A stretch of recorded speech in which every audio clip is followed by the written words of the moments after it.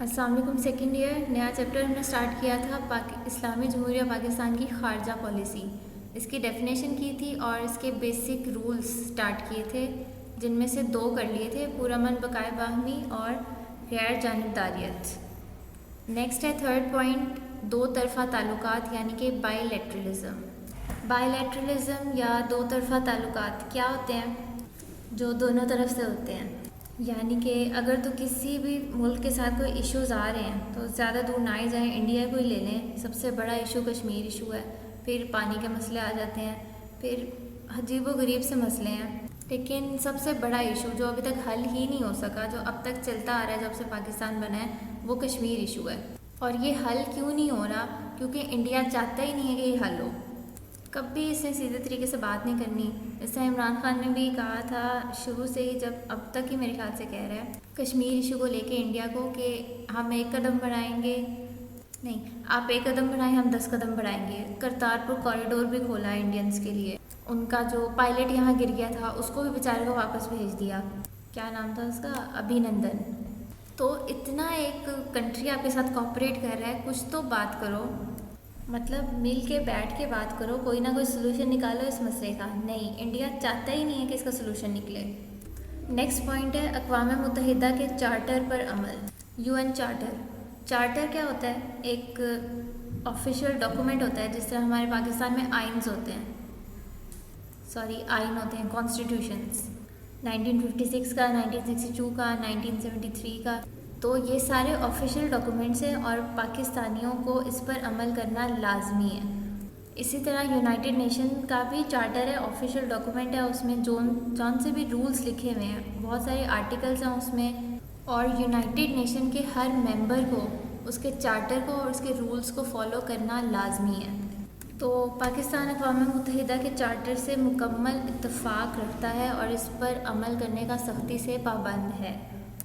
پھر next point ہے حق خودداریت کی حمایت.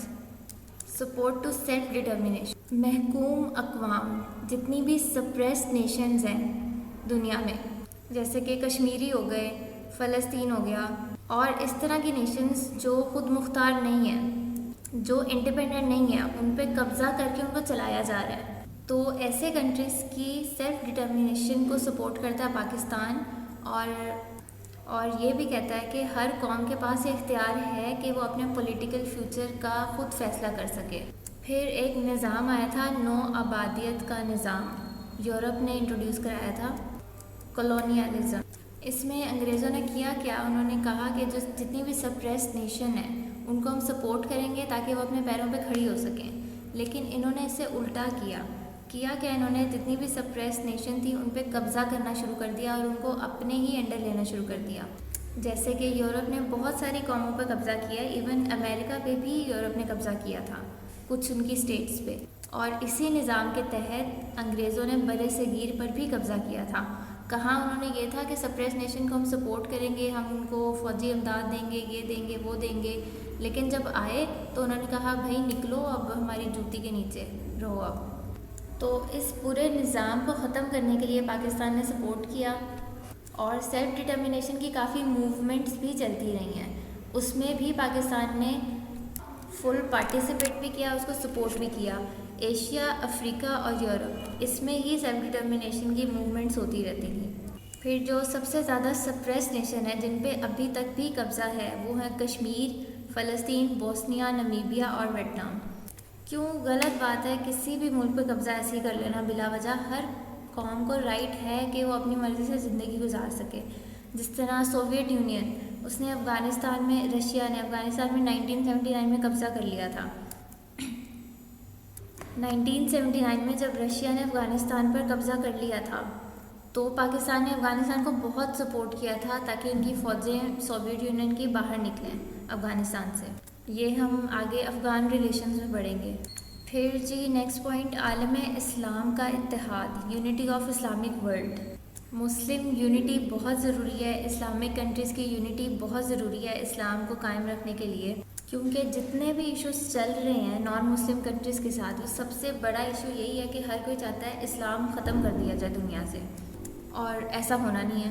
جس طرح ہماری ہسٹری بھری پڑی ہے، دنیا میں جتنے مسلمانوں نے حکومت کی ہے. اگر آپ ترکوں کی ہی ہسٹری پڑھ لیں، ارطغرل غازی جو آج کل کافی ہٹ ہوا ہے، 60 سال اس نے جہاد کیا تھا. اس کے بعد عثمان غازی سلطنت عثمانیہ قائم کی تھی اور پوری دنیا پہ مسلمانوں نے حکومت کی تھی. تو جہاد تو تبھی ہوگا جب سارے مسلمان اسلامک کنٹریز یونائٹ ہو جائیں گے. مسلمانوں کو کیا ہے، فرقے بنا لیے علیحدہ، مسلمان ہی آپس میں لڑتے رہتے ہیں اور کافروں کو کوئی ہے ہی نہیں کہ خود ہی آپس میں لڑ کے مر جائیں گے. کافروں کو تو ہے کہ سکون ہو گیا ہے، ان کو ضرورت ہی نہیں ہے مسلمان سے لڑائی کرنے کی، مسلمان خود ہی آپس میں لڑی جا رہے ہیں. خیر، اب اسلامک کنٹریز کے ساتھ تعلقات دیکھ لیں. اگر ایران عراق جنگ یا کویت عراق تنازع، یہ ابھی اسلامک کنٹریز ہیں جن کے درمیان تنازعات چل رہے ہیں، ان کا حل بہت ضروری تھا. پھر مشرق وسطیٰ کا مسئلہ، فلسطین میں جو مسلمانوں کے ساتھ ظلم ہو رہا ہے، پھر افغانستان پہ جو قبضہ کر لیا تھا سوویت یونین نے، ان کی آزادی. ان سب مسائل کو حل کرنے کے لیے پاکستان نے بہت سپورٹ کیا ہے اور پراپر اسلامک ورلڈ کی آرگنائزیشن بنی ہے OIC کے نام سے، اسلامی ممالک کی تنظیم، یعنی کہ آرگنائزیشن آف اسلامک کنٹریز. اس میں جتنے بھی اسلامک کنٹریز ہیں ان کے آپس میں تعلقات، کوئی ایشوز ہیں ان کو سارٹ آؤٹ کرنا، کسی اور اسلامک ملک کے ساتھ کوئی مسئلہ چل رہا ہے تو سارے مل کے اس کو سپورٹ کرتے ہیں، اس کی مدد کرتے ہیں. پھر ایک اور آرگنائزیشن ہے اقتصادی تعاون کی تنظیم، اکنامک کارپوریشن آرگنائزیشن. اس میں جتنے بھی سینٹرل ایشین مسلم ملک ہیں ان کو اکٹھا کیا گیا اس پلیٹ فارم پہ تاکہ وہ ایک دوسرے کی ہیلپ کریں میوچل کارپوریشن کے تھرو. جیسے کہ جو سینٹرل ایشین ملک ہیں ان کا بحیرہ عرب تک یا کسی بھی سمندر تک کوئی رسائی ان کو حاصل نہیں ہے، اور یہ جو کنٹریز ہیں ان کے پاس رچ ریزروائرز ہیں آئلس کے. پھر کیا گیا کہ ان سے آئل لیا گیا میوچل کارپوریشن کے تھرو اور ان کو پانی تک رسائی دی گئی. نیکسٹ ہم پھر نیکسٹ ویڈیو میں کریں گے. تھینک یو، اللہ حافظ.